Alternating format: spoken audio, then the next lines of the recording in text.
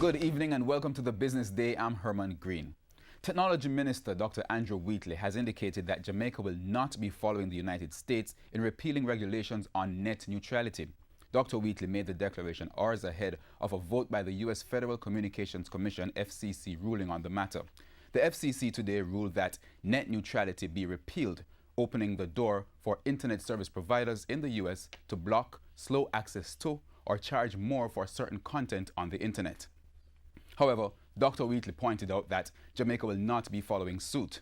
He said in a release that it is important for the region as a whole to determine how these rules work best for their economic goals.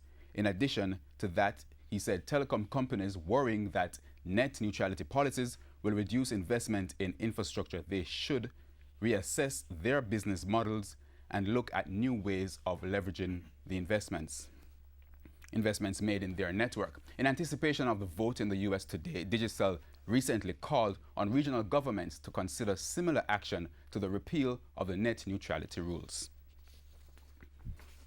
NCB Financial Group says its acquisition of the Bermuda-based Clarion Group is now complete. The bank acquired 50% of the entity. The transactions has been approved by the Bank of Jamaica and the Bermuda Monetary Authority. Hypro today commissioned a new pellet mill, which it says will help it to produce its production of animal feed. The mill, which is located at its facility in Old Harbor, St. Catherine, cost $2 million. CEO of Jamaica Broilers, which owns Hypro, Chris Levy, says the investment was driven by the growth in the industry. We've grown reasonably well in the poultry industry. We've grown reasonably well in the feed industry, but when you put it all together, we've grown awesomely well in the country. Our growth in the poultry industry in the country is leading us to where we're basically self-sufficient in poultry. Agriculture Minister Carl Samuda assured the country that he will continue to protect the poultry industry from imports.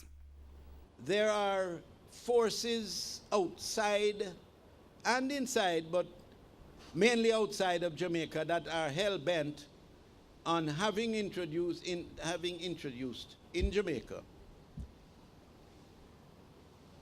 poultry meat grown elsewhere within the region with foreign hands, with no involvement at all in the domestic economy of Jamaica, and to be able to come to Jamaica and to compete at a level that would literally signal the death knell of the poultry industry in this country. That, ladies and gentlemen, will not happen on my watch. Currency trading ended today with the US dollar selling for $125.71. The Canadian dollar is being sold for $98.04.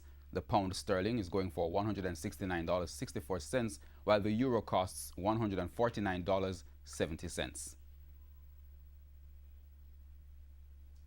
The JSE index lost 1,470 points today, while the junior market index gained 16. The winners of the day included Access Financial, Cargo Handlers, Caribbean Cream, Carreras, Jamaican Teas, Kingston Wharves, Paramount Trading, and Supreme Ventures. On the losing end were CAC 2000, Jamaica Broilers, Lasco Distributors, NCB Financial Group, Radio Jamaica, and T-Tech. And that's the Business Day. I'm Herman Green. Good evening.